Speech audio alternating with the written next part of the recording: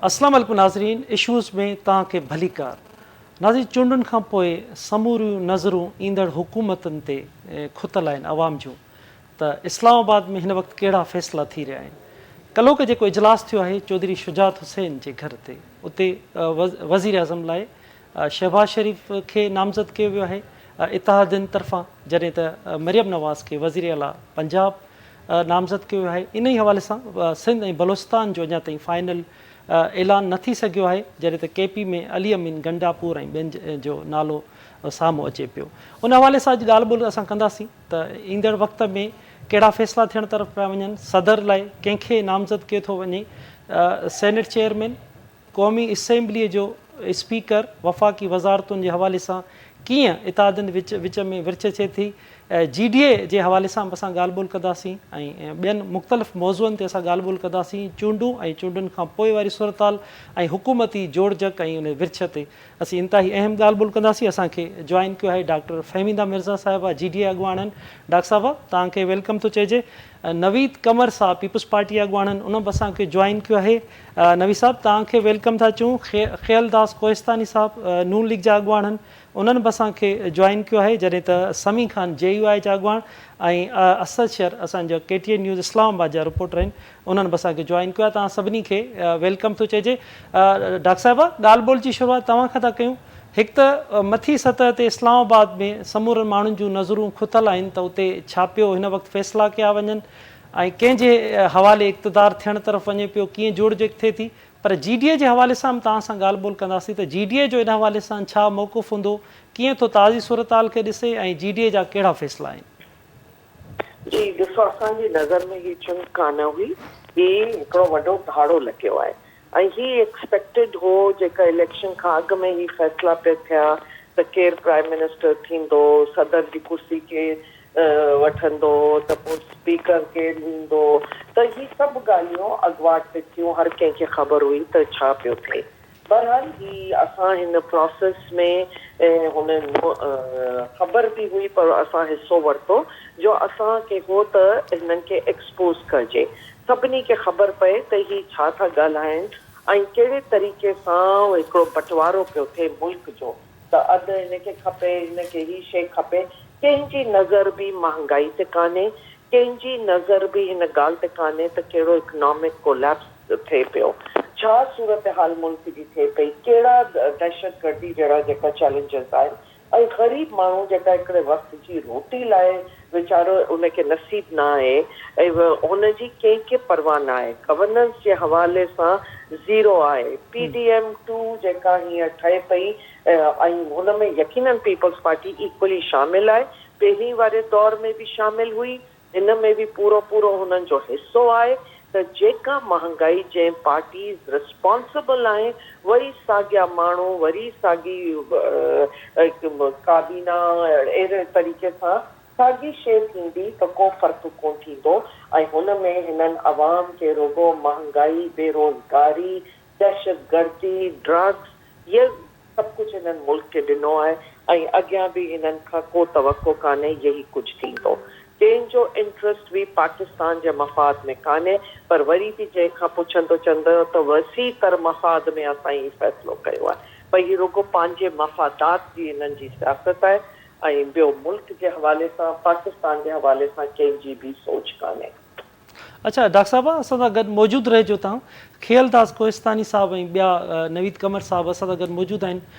ख़याल साहब, हिन वक़्तु कल्ह को जेको इजलास हो उहो सॼे मुल्क जे माण्हुनि ॾिठो, शहबाज शरीफ़ वज़ीर आज़म लाइ नामज़द, मरियम नवाज़ साहिबा वज़ीर आला पंजाब, इन खां अलावा आख़िरी ॿिया कहिड़ा फ़ैसिला तइ थी चुका आहिनि हिन वक़्त ताईं?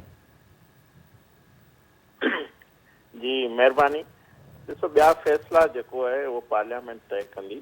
ज़ाहिर आहे जॾहिं स्पीकर जी इलेक्शन थियणी या प्रेसिडेंट जी इलेक्शन थींदी, इहे त पार्लियामेंट में तइ थींदा ऐं असां सम्झूं था जे सॼे पाकिस्तान मां सभिनी जमातुनि खे जेको सो मैंडेट मिलियो आहे। सिंध में पीपल्स पार्टी खे सिंध हुकूमत जो मैंडेट मिलियो आहे, पंजाब में मुस्लिम लीग नून खे पंजाब जी हुकूमत ठाहिण जो मिलियो आहे, आज़ाद उम्मीदवार KPK में, ईअं बलोचिस्तान में पीपल्स पार्टी JUIF ऐं PMLN खे मैंडेट मिलियो आहे। मर्कज़ में बि तव्हां ॾिसो त जहिड़े नमूने मैंडेट आयो आहे वफ़ाक़ में सभिनी जमातुनि खे, त उन मैंडेट जो असां एतिराम सभु कयूं था अॻिए जो, ऐं ज़ाहिर उन हिसाब सां जेके बि पार्लियामेंट में फ़ैसिला आहिनि उहे थींदा।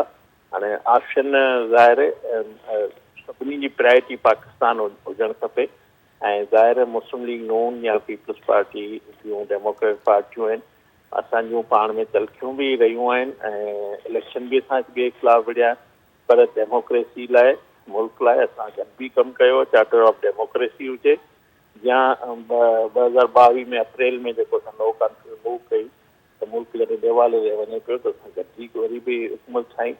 अॼु जॾहिं असांखे अवाम मैंडेट ई एतिरो ॾिनो जिन जेतिरनि जमातुनि खे जेको मिलियो आहे, उनजी वक़्त जी तक़ाज़ा आहे त असां गॾिजी हुकूमत ठाहियूं। सो इहो आउं सम्झां थो इहा ई डेमोक्रेसी आहे, ॿियो ऑप्शन ई कोन्हे। ऐं जेकॾहिं अवाम मुस्लिम लीग नून खे सादी अक्सर ॾिया त असां अकेलो हुकूमत ठाहियूं हा, पीपल्स पार्टी खे ॾिया त हू ठाहींदा। अगरि ॿी कंहिं आज़ादु जमात ऐं जेके आज़ादु उम्मीदवार खटे आया आहिनि, कल्ह शहबाज शरीफ़ साहब बि इहा ॻाल्हि कई, हाणे बि अगरि उन्हनि वटि अक्सरियत आहे हू पार्लियामेंट में शो कनि था त हू अचनि इलेक्शन कनि, ऐं अगरि इहा ई डेमोक्रेसी आहे, अगरि उन्हनि खे को मैंडेट मिले थो त बिल्कुलु, पर आउं सम्झां थो उन्हनि जो मैंडेट एतिरो न आहे जेतिरो जाली 45 फार्म ठाहे जेको ड्रामो रचायो वियो उनजो सॼो साम्हूं अचे पियो आहिस्ता आहिस्ता, एतिरो मैंडेट उन्हनि जो न आहे। तव्हां ॾिसो न PTI जो जेको आज़ादु उम्मीदवार आहे उन्हनि जा वोट केतिरा आहिनि, मुस्लिम लीग नून जो वोट बैंक वधियो, पीपल्स पार्टी जो वधियो, तव्हां जेके एंटी जेके ॿियूं जमातूं आहिनि उन्हनि खे 4 मिलियन माण्हुनि मैंडेट ॾिनो आहे, उन्हनि खे 1,70,00,000 वोट पिया आहिनि। त छा पाकिस्तान जी अक्सरियत इन्हनि जमहूरी जमातुनि खे ॾिनी या फितने खे वोट ॾिनो आहे? त इहो जवाबु वाज़े पियो, इहे अंग अखर ॿुधाइनि था। ऐं आउं सम्झां थो इहो मुल्क जे लाइ बहितर आहे, मुल्क खे वक़्त जी ज़रूरत आहे त असां गॾिजी हुकूमत ठाहियूं। ऐं जेकॾहिं पीपल्स पार्टी कैबिनेट में अगरि नथी अचे, उहो अगरि आईनी उहिदनि ते इलेक्शन विढ़नि था त उन्हनि जो हक़ आहे, हू पंहिंजो इलेक्शन कंदा, प्रेसिडेंट जो बि स्पीकर जो, त ज़ाहिर उहो अगरि खटे ईंदा त उन्हनि खे वोट मिलंदो, हू पंहिंजे उन्हनि उहिदनि ते वेहंदा। अच्छा ख़ैर साहब, पीपल्स पार्टी जो तव्हांखे शहबाज शरीफ़ साहब खे वोट करे थी वज़ीर आज़म लाइ, त उन जे मोट में उद ते का गौर वीचार थी आहे त छा सदारत जो उहिदो उन्हनि खे मिलंदो, क़ौमी असेंबली जो स्पीकर लाज़मी आहे, अंदर में इहे गौर वीचार हेठि कुझु ॻाल्हियूं हूंदियूं? मां तव्हांखे ॿुधायां न, जमहूरियत में जंहिंजी अक्सरियत हूंदी उनखे अगरि PMLN जी लीडरशिप फ़ैसिलो कंदी, जेको बि इतफ़ाक़ राय सां फ़ैसिलो थींदो तो इंशाल्लाह उहे सॼो क़ौम जे साम्हूं ईंदो। फ़िलहाल सिर्फ़ु गवर्नमेंट जेकी आहे, प्राइम मिनिस्टर जो असांजे कैंडिडेट जो ऐलान थियो जेको गॾिजी जमातुनि कयो, उनजो वाज़े पैगाम आहे। कल्ह जी प्रेस कॉन्फ्रेंस जंहिंमें आसिफ अली ज़रदारी साहब, शहबाज शरीफ़ साहब, चौधरी शुजात साहब, IPP लीडरशिप ऐं सभु वेठा, इहो पैगाम वाज़े आहे त असां गॾिजी हिन मुल्क खे अॻियां वठी वेंदासीं। असां पंहिंजो सभु गॾिजी हिकिड़ो जेको प्रोसीजर आहे उनखे पार्लियामेंट खे बहाल करण जो उनमें पंहिंजो हिसो हासिल कंदा। अच्छा ख़ैर साहब, 2 ॾींहं बाक़ी बचा आहिनि IMF जी डेड लाइन में, छा था तव्हां सम्झो केतिरे वक़्त ताईं क़ौमी असेंबली जो इजलास सॾायो वेंदो ऐं हुकूमतुनि जी जोड़जक थी सघंदी? ॾिसो 21 फरवरी ताईं नोटिफिकेशन अची वेंदा, 3 ॾींहं उन्हनि में पोइ आज़ादु जेके उम्मीदवार आहिनि उन्हनि खे फ़ैसिले जो मौक़ो मिलंदो। पोइ उन खां पोइ मख़सूस सीटूं जेके आहिनि 28 फरवरी ताईं एक्सपेक्टेड आहे, त उन खां अॻु में इहो 28 ताईं इहो मामला समूरा जेको सुठी वेंदा। ऐं जेतिरो नोटिफिकेशन अचण जो सिलसिलो शुरू आहे, इलेक्शन कमीशन जॾहिं कंप्लीट कंदी त उहो अमल सारो सॼो शुरू थींदो। अच्छा आख़िर में खेल साहब, बलोचिस्तान जी सूरत हाल उते कीअं था ॾिसो तव्हां, उन जे लाइ छा गौर वीचार हले पियो? ॾिसो उते पीपल्स पार्टी खे 11, JUIF खे 11, मुस्लिम लीग नून खे 10 ऐं ॿियूं बाप पार्टी ऐं मुख़्तलिफ़ जमातूं उन्हनि खे सीटूं मिलियूं आहिनि। त उते बि असां गॾिजी पीपल्स पार्टी क़यादत जेकी सूबे जी आहे गॾिजी हुकूमत ठाहींदा। चीफ मिनिस्टर ज़ाहिर वॾी पार्टी जंहिंजी हूंदी उनजो ई हूंदो। सो वाज़े इहो आहे त चीफ मिनिस्टर पीपल्स पार्टी जो हूंदो, बाक़ी कैबिनेट में सभई जमातूं, उते हमेशह मखलूत हुकूमत ई ठहंदी आहे, अक्सर इहो तव्हां ॾिठो हूंदो। हाणे बि जमातूं सभु गॾु हूंदियूं उते। अच्छा, ऐं मौलाना साहब जो मामिलो अञा ताईं वाज़े न थी सघियो आहे, छा उन जा के एतिराज़ात आहिनि, इख़्तिलाफ़ात आहिनि? ॾिसो, मौलाना साहब वटि कल्ह बि शहबाज शरीफ़ साहब विया हुआ, उनखे जेको सो दावत ॾिनी हुकूमत में शामिलु थियण जी। उन खां अॻु में असांजे क़ाइदे मोहतरम नवाज़ शरीफ़ साहब सां फ़ोन ते उनजो राब्तो थियो ऐं उन जूं ॻाल्हियूं हलंदड़ आहिनि। इनशाला असांजी ख़्वाहिश आहे सभिनी जमातनि जी, ऐं त इहो ई आहे, हमेशह असां सां गॾु रही आहे, हाणे बि असां सां गॾु ठीकु ठीकु। अच्छा, डॉक्टर साहिबा, तव्हां बि खेलदास कोहिस्तानी साहब खे ॿुधी रहिया आहियो। डॉक्टर साहिबा, GDA तरफ़ां तहरीक जो ऐलान कयो वियो आहे, कीअं मरहलेवार तव्हांजी तहरीक हूंदी, केसीं ताईं इहा तहरीक तव्हांजी जारी रहंदी? जेसिताईं माण्हुनि खे असां इंसाफ़ न ॾियारियूं, माण्हुनि जो मैंडेट जेका हींअर धाड़ो लॻियो आहे, हुन मैंडेट खे असां री इलेक्शन चाहियूं था ऐं माण्हुनि जो को एतमाद हिन इलेक्शन कमीशन ते कान्हे। तंहिंजे करे ऐं खुलो जेका पीर पगाड़ा साहब ॻाल्हि बि कई आहे जीअं असांजी GDA जी मीटिंग में, त ही एंटी स्टेट हो। हिन में मुल्क सां जंहिं तरीक़े सां हिननि इलेक्शन करायूं आहिनि, ही मुल्क जे मफ़ाद में कान्हे। ऐं जंहिं तरीक़े सां मेन पॉलिटिकल पार्टीज़ खे हिननि ॿाहिरि रखियो आहे ऐं हीअ ठहियल ठुकियल सिलेक्टर्स जेका आहिनि, पंहिंजी सिलेक्टेड पॉलिटिकल पार्टीज़ खे जेका पहिरीं खां एक्सपेक्टेड हो, उहो ई कुझु रिज़ल्ट आया आहिनि। त असांजी जदोजहद जारी रहंदी। हाणे ही पाकिस्तान जी बका जी आहे, ही माण्हुनि जी बका जी आहे, जेका महांगाई, बेरोज़गारी ऐं जेका बि हींअर सूरत हाल आहे उन हवाले सां, ऐं जेका अहसास महरूमी आहे सिंध में, असीं सम्झूं था त अगरि पॉलिटिकल पार्टीज़ पंहिंजो किरदारु अदा न कयो त असांखे डपु आहे त किथे एक्सट्रीमिस्ट जेका एलिमेंट्स आहिनि हू न हिन स्पेस खे ऑक्यूपाए कनि। ईअं न थिए त ख़ुदा न ख़ास्ता सुभाणे दहशतगर्द अची ही माण्हुनि जी महरूमी खे एक्सप्लॉइट करे ऐं हिन ते हू पंहिंजो हू स्पेस ऑक्यूपाए करनि। हिन करे हमेशह माण्हुनि खे सियासतदाननि मां उमीदूं हूंदियूं आहिनि ऐं सियासतदान जेका ही वॾी पार्टियूं ॿारनि खे चवराइनि थियूं, हिननि मां उमीद निकिरी चुकी आहे माण्हुनि जी। हिननि खे हाणे हिननि जी का ॻाल्हि जो भरोसो कान्हे। हिकिड़े ॾींहुं जेका आहे बिलावल साहब चए थो त हू रत पियो पीए, नवाज़ शरीफ़ माण्हुनि जो रत पियो पीए ऐं सॼी बुराई जो ज़िम्मेदार हू आहे, महांगाई जो ज़िम्मेदार हू आहे। सॼो ब्लेम जेका आहे हुननि PDM गवर्नमेंट ऐं मौलाना साहब ऐं नवाज़ शरीफ़ साहब ते विधो हो। ॿिए ॾींहुं जेका आहे इलेक्शन खां यकदम पोइ रिज़ल्ट बि कोन आयो आहे ऐं पंहिंजो हिसो वठणु पहुची विया पंजाब। त इहा सभु ॻाल्हियूं आहिनि। छा माण्हू बेवकूफ़ आहिनि? माण्हुनि खे कुझु ॾिसण में नथो अचे? अंधा बहिरा गूंगा आहिनि? माण्हुनि सां जेका ज़्यादती थिए, तव्हां जेका बि शइ जे तरीक़े सां माण्हुनि खे एक्सप्लॉइट कयो ऐं हुन खां पोइ वञी तव्हां हुनजो टोटली अपोज़िट ऐं वञी नवाज़ शरीफ़ ऐं हुननि सां ई पोइ वरी ठा कयो ऐं चओ त हाणे असीं हिननि जी हुकूमत ठाहींदासीं त वसी तर मफ़ाद में। रुगो पंहिंजा पंहिंजा मफ़ादात आहिनि ऐं कंहिंखे बि न मुल्क जो न ग़रीब आवाम जे कंहिं क़िस्म जो को मफ़ाद आहे। अच्छा, डॉक्टर साहब, तव्हां क़ौमी असेंबली जा स्पीकर रहियो, तव्हांजो वसी तजुर्बो आहे असेंबली ऐं पार्लियामेंट जो। तव्हां छा था सम्झो जेको हीअ जोड़ वफ़ाक़ में थी रही आहे, इत्तेहादी हुकूमत अची रही आहे, इन खे तव्हां कीअं था ॾिसो त केतिरी इहा मज़बूत हूंदी अगरि हीअ अची थी वञे जेके उहिदा विरहाइनि था पाण में? ॾिसो, पहिरीं ॻाल्हि त इहा त जे तरीक़े सां 16 महीननि जो असांखे तजुर्बो थियो आहे, हू का पार्लियामेंट कान हुई। हुन खां अॻु में तव्हां ॾिसंदो 3.5 महीना त रुगो अपोज़िशन जे तरीक़े सां हिकिड़ी इलेक्टेड गवर्नमेंट खे हलनि न ॾिनो। पूरा 3.5 साल जेका आहे हिननि पंहिंजे असेंबली खे हिकिड़ो सर्कस वांगुरु सॼो करे छॾियो हो ऐं स्पीकर जेको पहिरियों तजुर्बो हो हुन लाइ कोई एतिरो एक्सपीरियंस कोन हो।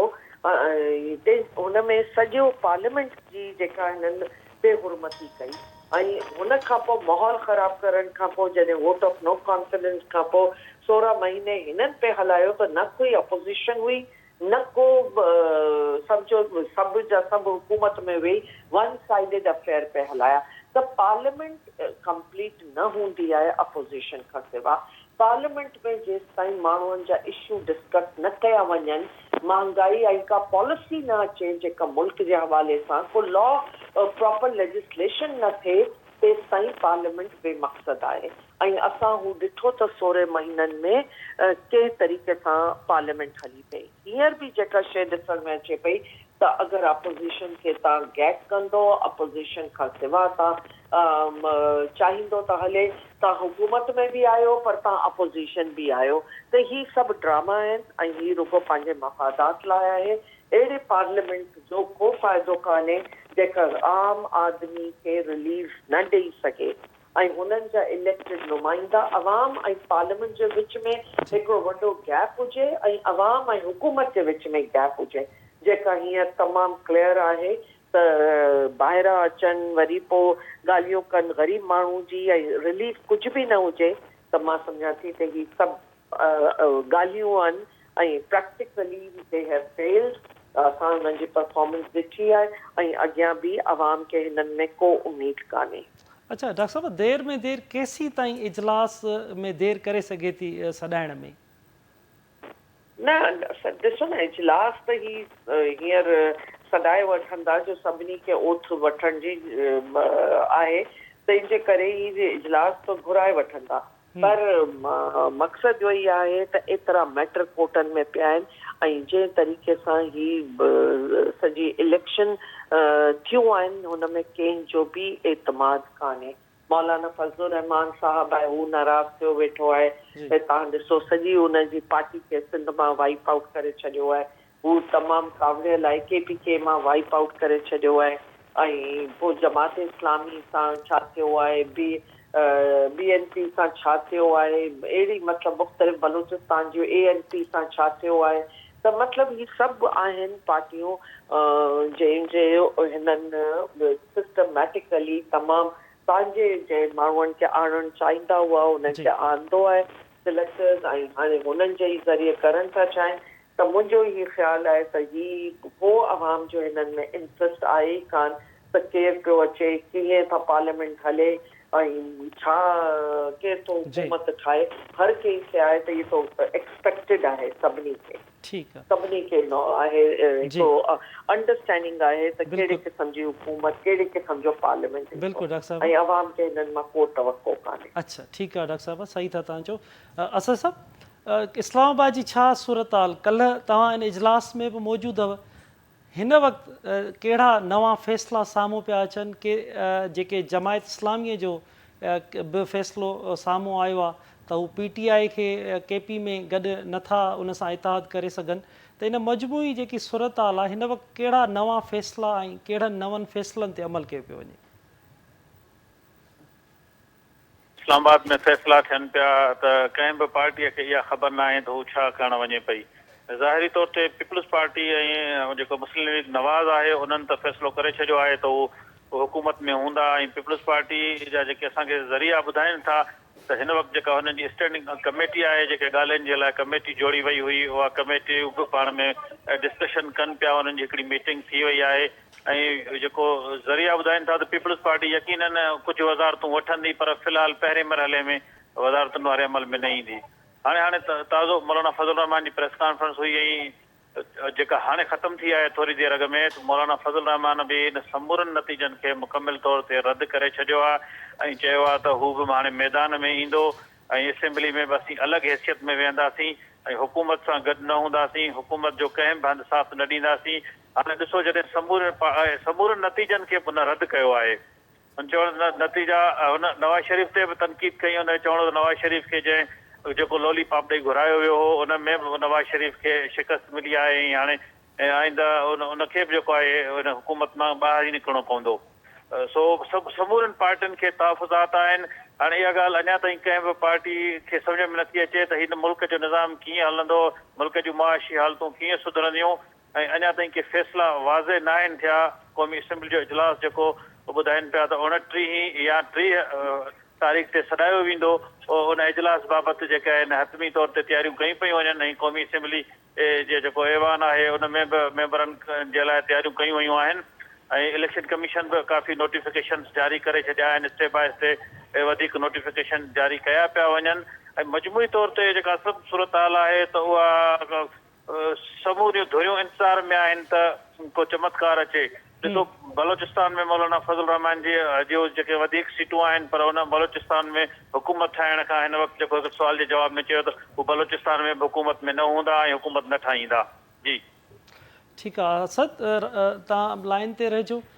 समी खान साहब बस सां गॾु मौजूदु आहिनि। अस्सलाम वालेकुम समी साहब। समी साहब आप सुन पा रहे हैं? सुलंगी साहब खैरियत से हैं? बहुत शुक्रिया जी। जी बिल्कुल। समी साहब, JUI के लिए सब इंतज़ार में है कि JUI का फैसला क्या सामने आ रहा है। अभी मौलाना साहब ने भी प्रेस कॉन्फ्रेंस की, आपका क्या मौक़िफ़ है कि क्या आप इस हुकूमत के साथ बैठेंगे, हुकूमत में बैठेंगे, अपोजिशन में बैठेंगे, क्या फैसले कर रहे हैं? देखें, इस वक्त जो सूरत हाल है, जमीयत उलमा इस्लाम का 2 रोज़ा मजलिस आमला का इजलास हुआ है, जिसमें तमाम सूबों के उमरा नुज़मा बिलखुसूस कराची से, सिंध से मौलाना अब्दुल करीम मालिकी साहब, मौलाना राशिद महमूद सोमरो साहब भी इसमें शरीक थे और सूबे सिंध की पूरी रिपोर्ट इसमें गई है। तो इस वक्त जो सूरत हाल है, ज़ाहिर है जो 8 फरवरी के इंतखाबात थे उस पर जमीयत उलमा इस्लाम को शदीद तरीन तहफ़्फ़ुज़ात हैं। जमीयत उलमा इस्लाम ने इंतखाबात को जो है वो दांदी ज़दा, शर्मनाक और स्याह तारीख का एक हिस्सा करार दिया है।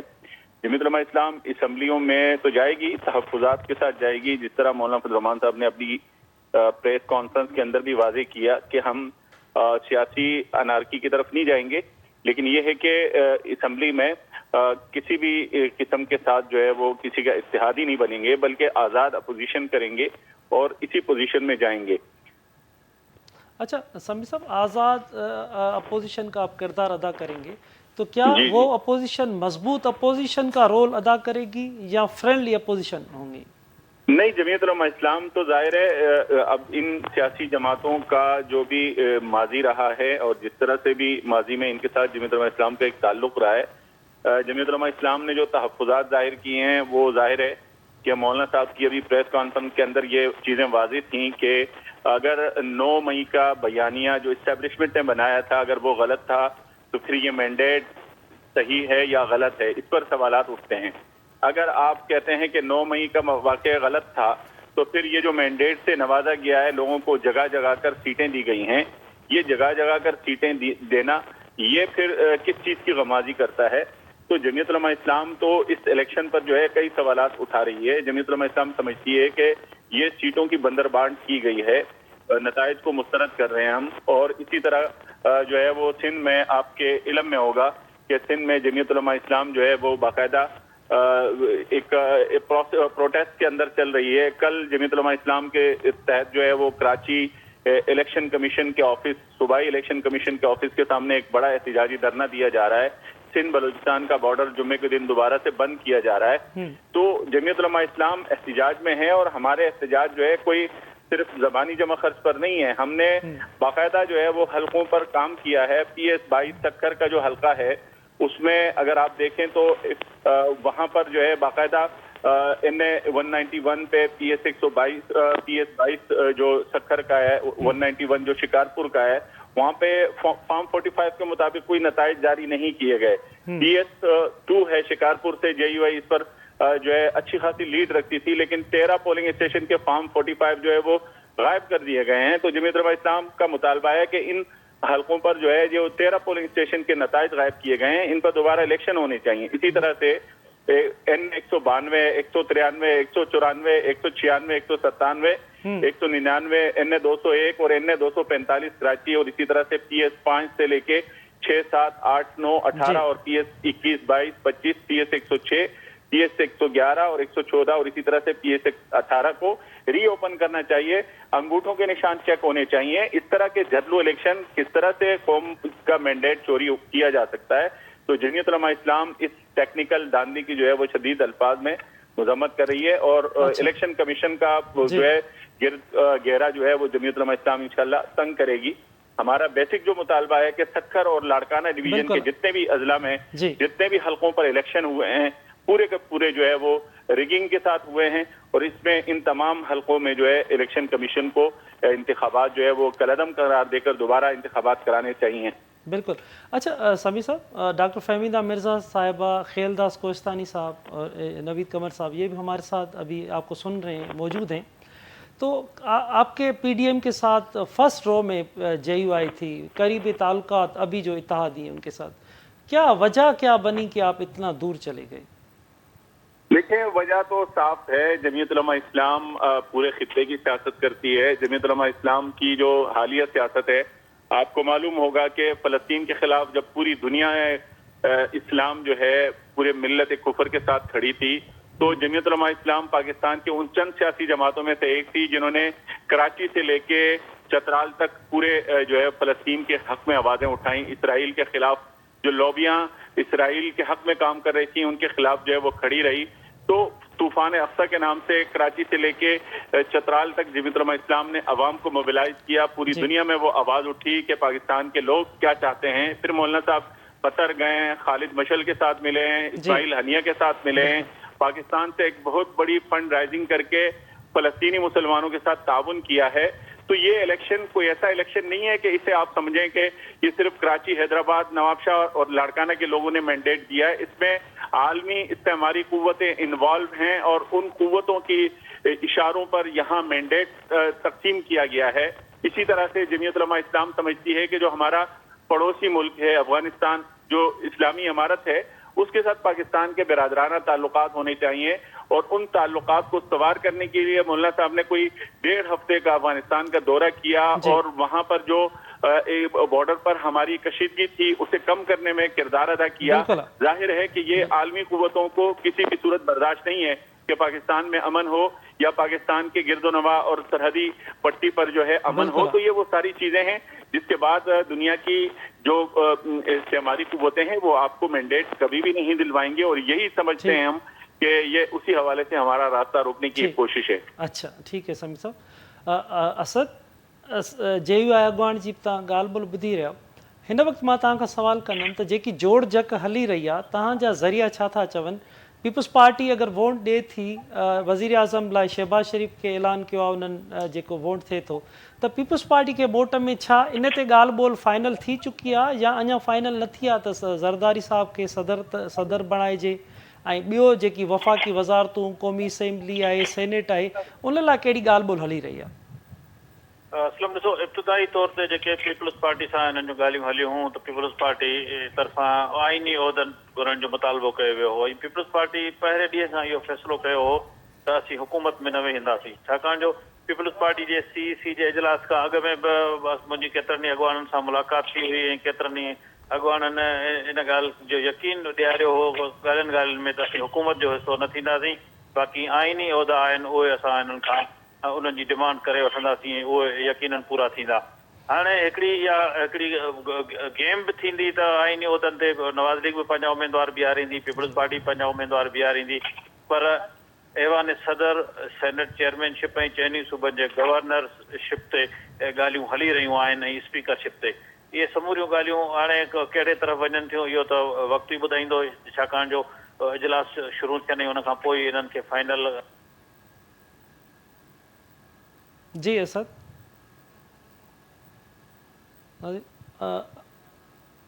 अच्छा समी साहब आप सुन रहे हैं? समी साहब बलूचिस्तान की सूरत हाल भी आपके सामने है, KP की सूरत हाल भी। तो अभी जमा इस्लामी ने भी PTI से वहाँ पर इताअत करने से उन्होंने इनकार किया है। शेर अफजल साहब के बयान सामने आ रहे हैं, तो इस पे आप कमेंट करेंगे? देखिए, ये तो दोनों जमातों का आपस का मामला है, इस पर मैं क्या कमेंट कर सकता हूँ। अलबत्ता जमीयत उलमा इस्लाम को जो मैंडेट बलूचिस्तान में मिला है, और इसी तरह से जितनी सीटें जमीयत उलमा इस्लाम की खैबर पख्तूनख्वा में हैं, तो मौलाना साहब की आज की प्रेस कॉन्फ्रेंस के अंदर ये भी चीज़ें हैं कि जमीयत उलमा इस्लाम ने चारों सूबाई जनरल काउंसिल को बुलाया है और मुख्तलिफ डेट्स दी हैं, जिसमें 3 मार्च को कराची में सिंध की जनरल काउंसिल का इजलास होना है, जिसमें जाहिर है पूरे सूबे की एक एक हल्के की, एक एक तहसील की रिपोर्ट पेश होगी। उसके बाद ही जाकर जमीयत उलमा इस्लाम मजीद जो है वो अपना एक रूट मैप मुतय्यन कर सकती है। लेकिन जाहिर है कि आज मौलाना साहब की जो प्रेस कॉन्फ्रेंस थी उससे ये वाज़ेह था कि मौलाना साहब इस हवाले से जाहिर है जमात के उन जनरल मेंबरान की तरफ जाना चाहते हैं जो एक आम कारकुन है, उसकी आरा की रोशनी में जो है वो चाहते हैं कि मुशावरत के साथ हम आगे चलें। लेकिन जाहिर है कि ये एक बहुत बड़ा सवाल है कि اتنی بڑی تعداد میں اگر آپ ایک بڑی سیاسی جماعت کو, مذہبی جماعت کو, ایک قوت کو جو ہے آپ کنارے سے لگائیں تو اس پر خاموش تو نہیں بیٹھا جا سکتا.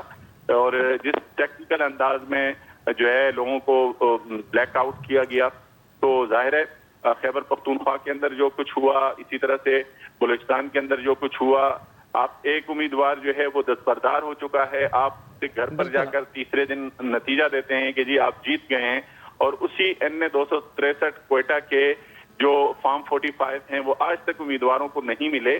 تو یہ ایک حلقے کا رونا نہیں ہے, یہاں ہر حلقے کے اندر کراچی میں ہمارے سمیع صاحب 191 شکارپور میں اگر آپ شاہزین خان صاحب کو دیکھیں تو انہوں نے 1,15,000 سے زیادہ ووٹ لیے ہیں. بالکل اور سمیع صاحب اسی آپ حلقے میں درست جو فرما پیپلز رہے پارٹی کے امیدوار ہیں انہوں نے 1 لاکھ ووٹ لیے ہیں. جی جی اس حلقے میں جو ریجیکٹڈ ووٹ ہیں وہ 15,000 سے زیادہ ہیں. بالکل. اب آپ اس طرح سے لوگوں کا جو مینڈیٹ ہے اس کو ردی کی ٹوکری میں ڈالیں گے تو پھر آپ کس طرح سے بالکل آپ ٹھیک فرما رہے ہیں کہ مینڈیٹ کا احترام ہونا چاہیے.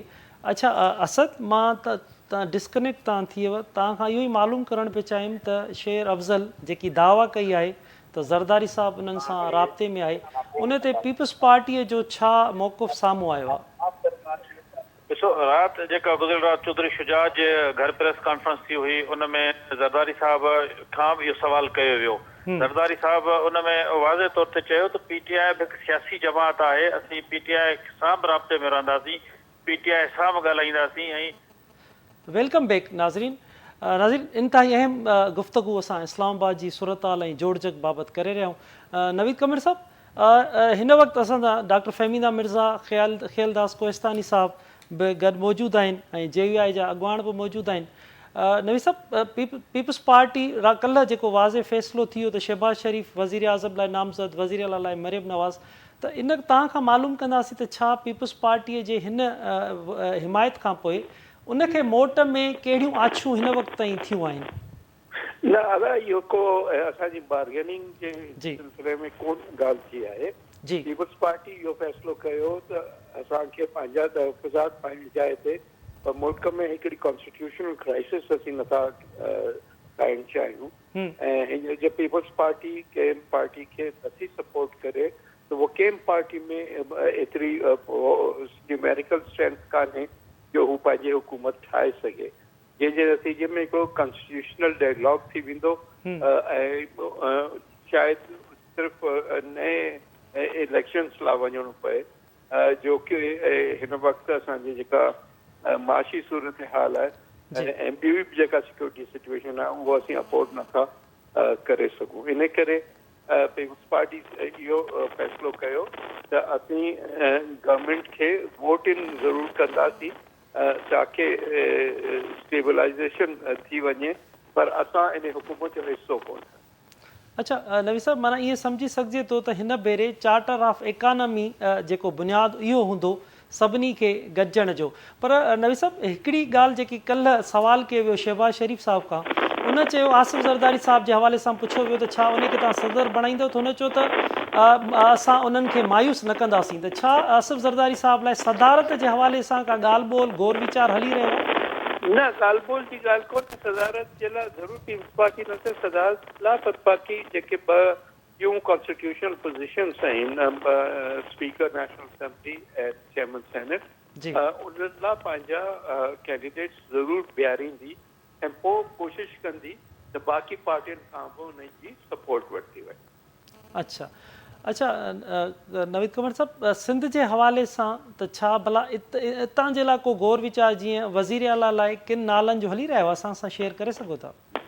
अदा ॻाल्हि इहा त इहो अञा फ़ैसिलो कोन थियो आहे. ज़ाहिर आहे जेको मीडिया में अचे पियो त सभु स्पेकुलेशन आहे, पर जेॾीमहिल पीपल्स पार्टी जी लीडरशिप ऐं जेको बि फोरम आहे उन में डिस्कशन खां पोइ इहो फ़ैसिलो थी वेंदो. अञा ताईं उहो फ़ैसिलो थियो कोन्हे. अच्छा, शेर अफ़ज़ल साहब PTI जे बयानु आयो आहे त ज़रदारी साहब उन्हनि सां राब्ते में आहे, त इन हवाले सां तव्हां छा चओ? इहो बयानु जेको आहे उनजी तरतीब अची चुकी आहे. केरु माण्हू पंहिंजी रुगो शोहरत लाइ करे बीह रहंदो ऐं चवंदो त मूंखे फलाणी जाइ ते फ़ोन आयो आहे, त इहो अजीब सी ॻाल्हि मूंखे लॻे थी, नॉन सीरियस एटीट्यूड लॻे थो इन सॼे मामले जो. अच्छा नवीद कमर साहब, मखसूस सीटूं अगरि सियासी जमायतुनि ॾे हली थियूं वञनि त पोइ तव्हां सम्झी, तव्हां सीनियर सियासतदान आहियो, त पोइ पोज़ीशन पार्टियुनि जी केतिरी कंहिंजी वधीक बीह सघे थी? न, ज़ाहिर आहे त हिन वक़्तु जेके पार्टीज़ आहिनि जिन जे लिस्ट ॾिनल आहिनि ऐं उन्हनि जी ई स्ट्रेंथ ज़्यादा हूंदी। इहो इलेक्शन कमीशन खे फ़ैसिलो करणो हूंदो त PTI जे केस में ऐं जेको हींअर अॼु जे लॉ जेको आहे उन जे मुताबिक़ उन्हनि जूं को बि सीटूं कोन थियूं थियनि, छो जो इंडिपेंडेंट आहे। अच्छा, पर उन ते हू ज़ाहिर आहे कि जेका बि कानूनी चाराजोई कंदा उन खां पोइ इन जो फ़ैसिलो हिकिड़े पासे थी वेंदो त उन्हनि खे स्पेशल सीट्स मिलनि थियूं या कोन। अच्छा, सॼे मुल्क जे अवाम जूं नज़रूं हिन वक़्तु इस्लामाबाद ते आहिनि, इजलासनि ते आहिनि। क़ौमी असेंबली जो इजलास ऐं हीअ जेकी जोड़जक आहे इहा तव्हां सम्झो था केतिरे वक़्त ताईं मुकमल थी सघंदी सर? ॾिसो, हिकिड़ो आउटर लिमिट हूंदो आहे आइन में ॾिनल आहे 21 ॾींहंनि जो। सो 21 ॾींहं जो आख़िरी ॾींहुं 29 फेबरवरी आहे। जेको कुझु बि थियणो आहे उन पीरियड जे अंदरि थियणो, उन खां पहिरीं थी सघे थो, उन खां अॻियां कोन थो थी सघे थो। 29 ते ज़रूरु इजलास सॾिणो आहे ऐं उन खां पोइ यकदमि पहिरीं ते या नॉमिनेशन थिए ऐं ॿी ते इलेक्शन ऑफ स्पीकर थिए ऐं उन खां पोइ election of the prime minister थींदो। इहे त ॾिनल आहिनि तक़रीबन क्लियरली आइन में बि ऐं रूल्स में बि, तो उन हिसाब सां इहे तारीख़ूं तक़रीबन क्लियर आहिनि। अच्छा नवीद कमर साहब, JUI जो फ़ैसिलो साम्हूं आयो आहे त उहा अपोज़िशन में वेंदा, त पीपल्स पार्टीअ जो छा फ़ैसिलो हूंदो वाज़े? न, पीपल्स पार्टी पंहिंजो फ़ैसिलो ॿुधाए चुकी आहे त पीपल्स पार्टी अपोज़िशन में कोन पई वेहे पर गवर्नमेंट जो हिसो कोन थी थिए, त पीपल्स पार्टी पंहिंजी इंडिविजुअल पोज़ीशन रखंदी पर विल नॉट बि part of the cabinet of the government. अच्छा, इहे बि ॻाल्हियूं आहिनि त पहिरें मरहले में हिसो न थींदी, त छा ॿिए मरहले में पीपल्स पार्टी हिसो थींदी? इहे बसि स्पेकुलेटिव ॻाल्हियूं आहिनि, अहिड़ी का न डिस्कशन थी आहे। अच्छा, पीपल्स पार्टी सां न पीपल्स पार्टी इन ते को सीरियस गौर कयो आहे। अच्छा, वॾी महिरबानी नवीद कमर साहब, तव्हां KTN न्यूज़ खे वक़्तु ॾिनो। डॉक्टर फ़हमीदा मिर्ज़ा साहिबा, तव्हांजी वॾी महिरबानी। खियलदास कोशतानी साहब, समी ख़ान साहब, असद शेर, तव्हां सभिनी जी महिरबानी। नाज़रीन, इंतिहाई अहम ॻाल्हि ॿोल, समूरियूं नज़रूं, समूरो मर्कज़, समूरी सियासत जो महवर इस्लामाबाद आहे। त हिन वक़्तु इस्लामाबाद में कहिड़ा फ़ैसिला थी रहिया आहिनि, कहिड़ा अहम इजलास हिन वक़्तु हली रहिया आहिनि ऐं उनखां पोइ कहिड़ा फ़ैसिला साम्हूं ईंदा, सभिनी माण्हुनि जूं नज़रूं इस्लामाबाद जे उन क़ौमी असेंबलीअ जे इजलास ते बि खुतल आहिनि त उतां कहिड़ो फ़ैसिलो थो साम्हूं अचे, कॾहिं इजलास थिए थो ऐं उन में जेके हलफ़ खणनि था वज़ीर आज़म शहबाज़ शरीफ़ थी थो वञे ऐं मुख़्तलिफ़ जेके पंजाब जी वज़ीर आला मरियम नवाज़ साहिबा, त सिंध ऐं बलोचिस्तान ऐं KP जे हवाले सां इहे फ़ैसिला कॾहिं थियनि था, छो जो इन समूरनि शयुनि खां मथे जेको अहम मामिलो आहे मुल्क जे अंदरि, उहा मुआशी सूरत हाल आहे। IMF 2 ॾींहं डेडलाइन जेकी ॾिनी आहे उन में बाक़ी 2 ॾींहं बचिया आहिनि। उन में गैस जे अघनि वधाइण जे हवाले सां बि 2 ॾींहंनि जी डेडलाइन आहे। त मुल्क जूं मुआशी हालतूं उहे इंतिहाई ख़राबु आहिनि। उन लाइ शहबाज़ शरीफ़ साहब बि इंतिहाई अहम ॻाल्हि कई आहे त चार्टर ऑफ इकानमीअ ते हू गौर वीचार करे रहिया आहिनि। त मुल्क खे हिन वक़्तु ज़रूरत बि इन ॻाल्हि जी आहे त मुआशी तौर ते मुल्क खे बहितर तरीक़े सां अॻियां खणी वञिजे, त जीअं हिन क़िस्म जूं जेके तमामु घणियूं परेशानियूं आहिनि मुल्क में उहे हल थी सघनि। उहे तॾहिं ई मुआशी जेकी सूरत हाल बहितर थी सघंदी जॾहिं सियासी इस्तेहकाम अचे, चूंडियल हुकूमतूं अचनि ऐं पंहिंजे अची हुकूमत संभालनि ऐं क़यादत कनि, त जीअं माण्हुनि खे वधि खां वधि पैकेजिस ऐं सहूलियतूं ॾेई सघनि। नाज़रीन, वरी नवनि इशू सां गॾु ॿीहर गॾु हूंदासीं। तेसिताईं पंहिंजे मेज़बान असलम हैदर खे ॾींदा इजाज़त। अला भाई।